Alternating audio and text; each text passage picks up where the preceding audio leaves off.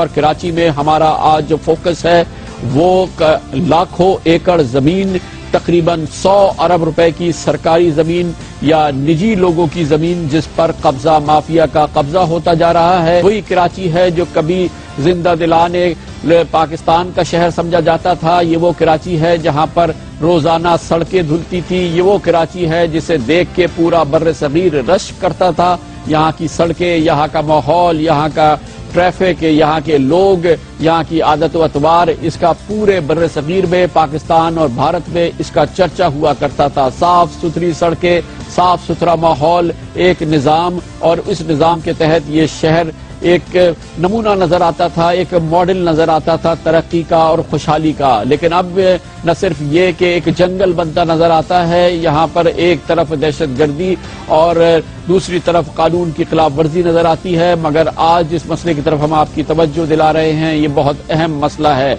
कराची के चप्पे चप्पे पर ऐसे जगहें बन गई हैं जहां पर कब्जा माफिया ने रियासतें कायम की हैं। ये और हम आपको बताएंगे कि किस तरह से कराची को लूटा जा रहा है। 2 प्रोग्राम हम इस पे करेंगे।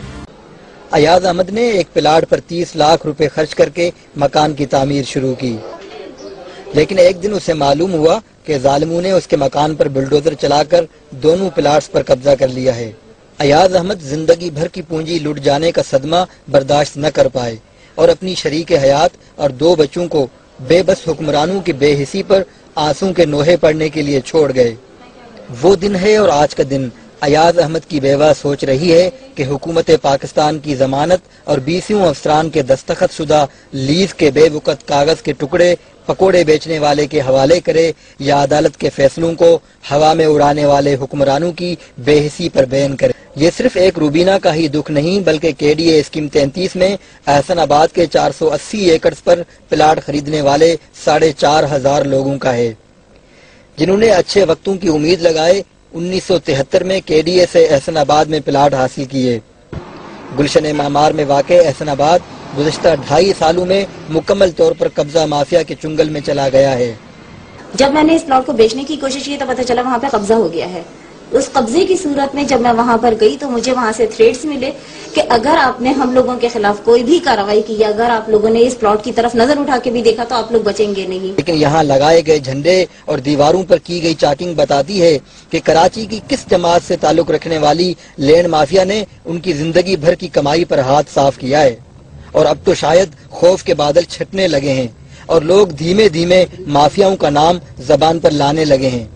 सब कुछ खो देने के गम ने लोगों के होंठों पर लगे ताले भी खोल दिए हैं। दोनों मुत्तहिदा कौमी मूवमेंट और पीपल्स पार्टी शामिल है इसमें।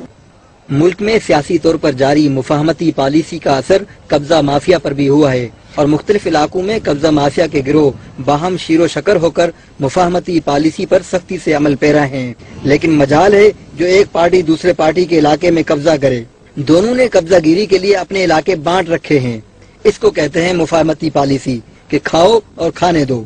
यह है मलीर कंटोनमेंट बोर्ड का इलाका जो सफूरा चौरंगी पर सादी टाउन के करीब वाक़ है। एयरपोर्ट से करीब होने की वजह से ये शहर का सबसे पुरकशिश इलाका है। यहाँ 400 गज के एक प्लाट की कीमत 45 लाख से जायद है।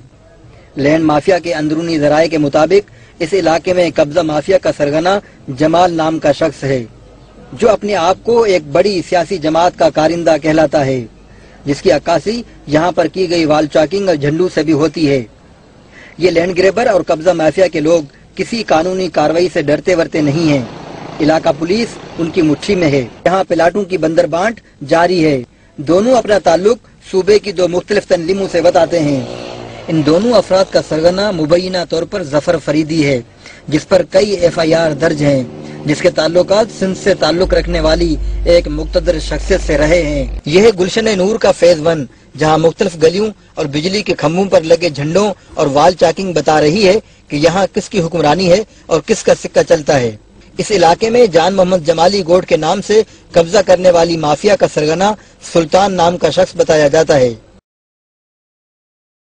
ये कराची के इंतहाई मारूफ रिहायशी इलाके नॉर्थ नाज़िमाबाद में वाक़े शिप ऑनर कॉलेज के सामने का इलाका है और दूसरे प्रोजेक्ट शहर की दूसरी बड़ी जमात के कब्जे में हैं।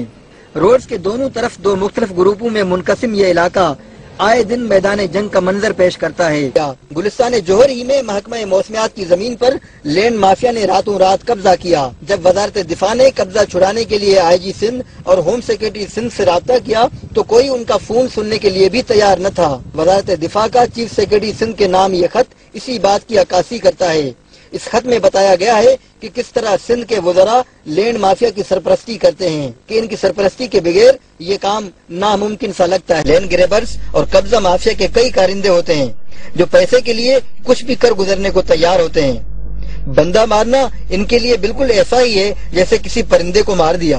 किराए पर कब्जे करने वाले ये लोग कभी किसी के लिए और कभी किसी के लिए काम करते हैं। ये लोग बदलते मौसमों के साथ ठिकाने बदलने, वफादारियां और पार्टियां तक बदलने के हुनर से खूब आशना होते हैं। कराची की जमीनों पर कब्जा माफिया की सरगर्मियों की 1 माह तक खाक छानने के बाद हम इस नतीजे पे पहुंचे हैं कि अगर आपकी जेब गर्म है और आप रेवेन्यू अफसरान की मुट्ठी गर्म कर सकते हैं तो इन अफसरान के जरिए आप मज़ार कायद और शेख ज़ैद के महल भी अपने नाम पे लिखवा सकते हैं। कराची के इलाके कोरंगी में नेशनल रिफाइनरी के करीब KDA ने 1974 में मेहरान टाउन के नाम से ओवरसीज पाकिस्तानी के लिए एक बेहतरीन रिहायशी स्कीम का ऐलान किया। इस स्कीम के लिए 1400 एकड़ जमीन मुख्तस की गई। मेहरान टाउन की हुदूद बलोच कॉलोनी से कोरंगी जाने वाले काजवे के खत्म होते ही शुरू हो जाती हैं। KDA ने इस स्कीम के लिए बैरून मुल्क पाकिस्तानियों से तमाम अदायगियां फॉरेन करेंसी यानी डॉलर्स की शक्ल में वसूल की। आज मेहरान टाउन का इलाका मुकम्मल तौर पर कब्जा माफिया के चुंगल में है और कराची के बाकी इलाकों की बनिस्बत यहाँ लैंड ग्रेबर्स ने इलाके तकसीम नहीं किए बल्कि मुफाहिमती पॉलिसी के तहत मिलकर कब्जे कर रहे हैं। तमाम सियासी नाखुदाओं के कारिंदे यहाँ बाहमी ताउन से कब्जे करते नजर आ रहे हैं, जिसकी गवाही यहाँ के मकामी लोग भी देते हैं। गुज़श्ता 3 साल में कब्जा माफिया की इन्हीं कारस्तानियों की वजह से जायदाद की खरीदो फरोख्त के कारोबार से अवाम का एतमाद उठ गया है।